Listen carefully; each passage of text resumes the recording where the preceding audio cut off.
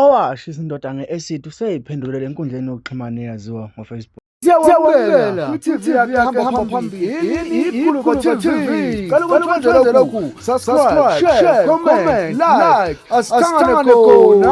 Kanti makubingelela lesikhathi ekubingelela yena mathinta acabisa intombi zimqomela amehla akhe abanye baqomela imali ethi wazi ngene kwethu.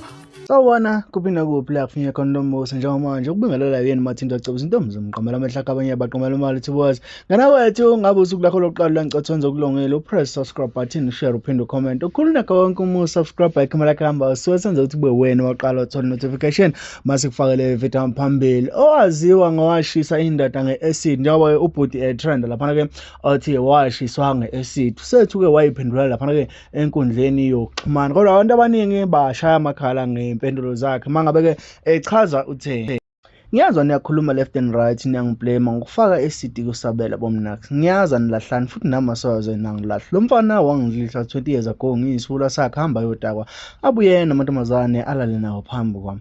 Kubhlungu qede athi angiwashe amashita exoxe kwesi ngisayijele ngenxa yakhe. Ngisebenza 10 years every month and imali bengiphucwa nginokin 8 years girl wangiduba abafazi wayohlala estrain ngoba ngingakwazi ukumenzela izinto, imali idliwa usabelo namantombazane bafazi. Ubaba uthe sengiphalazisile engaging usabelo ngahola abafazi wayekhangeza imali yami ngamnikeza nje kahle.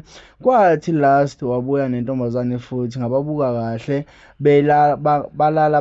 begala phambi kwami kanti sengiplane dala indaba ye-acid. Ngane zakwethu ozama ukuphendulela ke umsolo awaziwa ngosisi lapha ke uyibize ngoBolt Mzobe lapha eLadies House entsha.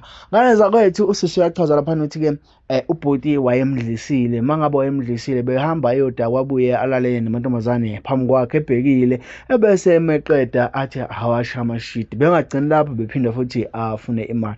Njengoba ke besafuna iside lakhe ubhuti ngempela ukuthi izizathu yini ingoba bese baxabana yini noma besonze njani, umthombo uthembekile usacingela. Mina nje ngakuthembisa khona ukuthi ihlala lana uzoyithola impendulo njengoba zinjalo. Kwamanje le statement sithathe njengoba sinjalo, kodwa ke ungaqinisekisi ukuthi ngempela siliqiniso elingakanani. Ngaphandle komusho isikhathi komntwana sekhaya uthini ngokuphawula if bengingathiwa into kanje bekuthini ukuphawula kwakho mayelana nalolu daba? Ahlala lapha kwi-comment section uyazi into kumele uyenze, ngithi kumele ulike usubscribe ukuze zonke izinto uzokwazi ukuthi ube part of the channel. Ngikuthanda ukubhubha, sihlangane kwivideo elandelayo.